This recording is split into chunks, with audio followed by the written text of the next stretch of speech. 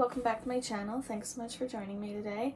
It's actually Janelle of the future. In editing, I noticed my intro went on so far too long, so I'm just gonna quickly redo it. It's been quite a while. I've missed doing the videos, but I was in quite a reading slump last year, and the thing is to talk about books, and well, I mean, I could talk about ones I past read, but to keep it going, it helps if you're reading. So I'm just coming into the end of this year, starting to hit my stride again, which feels amazing. And in my previous intro, I'd really gone into the struggles I've had with reading and the different steps I've taken to get back into it, which I think are really working well for me. If that's something you're interested in hearing about, I think I would do that as a separate video to this one, because they seem to like two separate videos, two separate entities. So this video is me reading and reacting to Station 11 by Emily St. John Mandel, and just my thoughts about it. This year, one of my priorities with reading has been reading more books by Canadian authors. Being a Canadian living in Northern Ireland, I have felt quite the detachment since I moved here from Canadian literature, and that has been a really big point of upset for me. So I have been doing my best to rectify that this year. I have had time in my home this year a lot because I'm dealing with an undiagnosed medical condition, which essentially means I have to sit all the time. Like I can't do anything like any big exertion. So yeah. So within the first couple months of me being off, one of the first things I did was I binge watched Canada Reads with CBC. There's like the past handful of years up on YouTube. CBC is Canada's BBC, and I didn't realize it was like a televised program. I thought it was just a book award, and it was by Simon Savage from Savage Reads. But I learned that no, it is like a televised like book debate, and it's amazing. There's 5 panelists. They each come and represent a different book by a Canadian author, and every year there's a different theme, and so they are championing this book, and it works its way through over a week-long period, and they discuss the books. They're posed with questions. There's and they have to make everyone agree every Canadian should read this book this year because, and then how it wraps into the theme. So that's how I kind of got reminded about Station 11, because it was on this year's shortlist, and I've owned it for almost 10 years. I've owned it since it was published in 2014, so it was about time I got into it, I think. So anyway, that's definitely a much faster intro, and I hope you enjoy the video. I'm very happy to be back.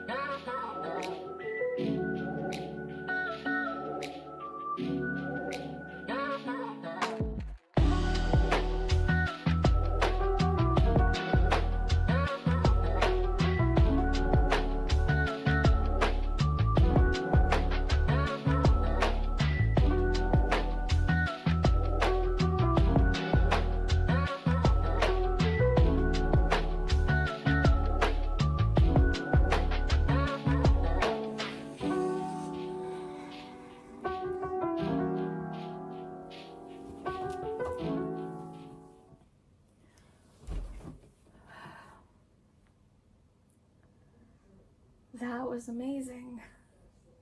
That was so, so good. Wow. I don't know why I feel emotional, but I feel really emotional. Um, it's gonna sound like a weird description, but it was so satisfying in the way where throughout the book there was like things that I had questions about, and you start piecing things together. You're jumping from person to person. You start with this like this initial layer of people, and then it builds and it builds and it builds, and then maybe you don't hear from one or two for a while, so you're like, what's happening with them, what happened to them? And then you start to get answers. And there's something that's genuinely like the most simple thing, and I don't think it would be a spoiler to say, because in my eyes, I'm like, it's so like, it's such like, I don't know why my brain latched onto it, but I won't, just in case. But there's an item present throughout the book that has exchanged hands. And I was so curious for most of the book how it got where it got, like how that happened. And it started to piece it together, like it started to explain, and I was like, okay, that's like half of it, but where's the other half? But it answers all the questions, everything I wondered about. You know, what happened with the like these characters and those characters, and I was like, I think this person might be that person, and then is this person that person, and what do they carry on to? And yeah, I want to read everything she's ever written.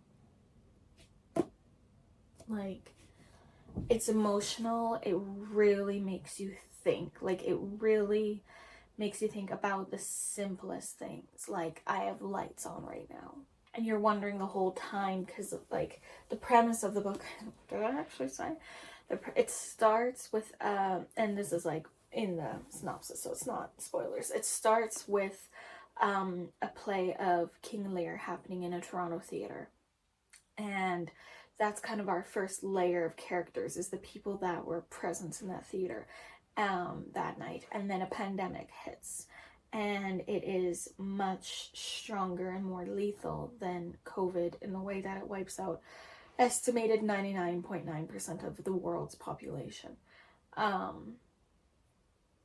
And so first that goes is like the cell service and internet, and then electricity, heating, air conditioning, all of those things gone.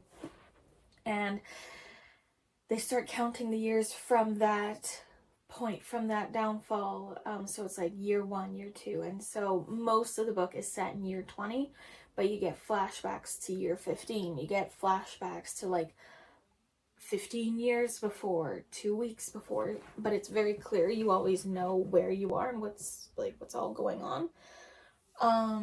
It's so immersive, but you wonder as well while you're reading, because you're like, okay, humanity started out without electricity, without XYZ, so will we get it again? My mind is just kind of blown. I haven't had this reaction to a book. I can think of 2 other books that gave me this feeling. 2 other books that out of all the books I have ever read. It's just, yeah, there's so much just storytelling within it. It is so character driven. Well, like, and is it plot driven too? Like, I guess so.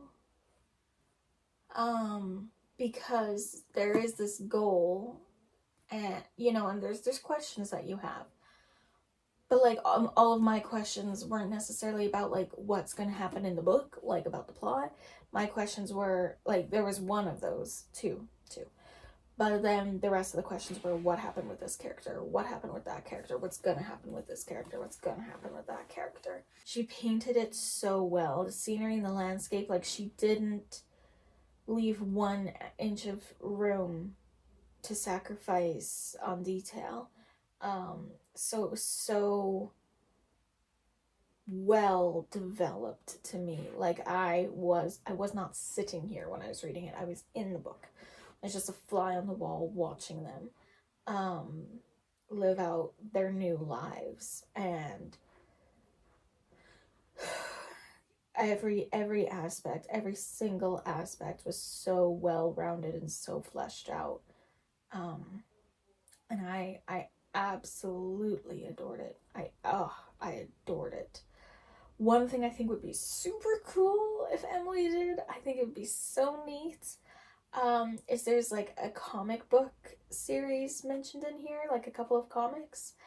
And I think it would be so cool if Emily like recreated them. It didn't even like, I don't know if she would draw, but like even find like an illustrator like she would really trust to get the vision right, and then she can do the dialogue in that. But I think that would be so cool, is if kind of like, wasn't it Eleanor and Park and then Carry On, a similar idea basically. I think that would be really neat. That's what I think would be cool to see in the future. Don't know if that would happen, but that would be so cool. Yeah, I loved it.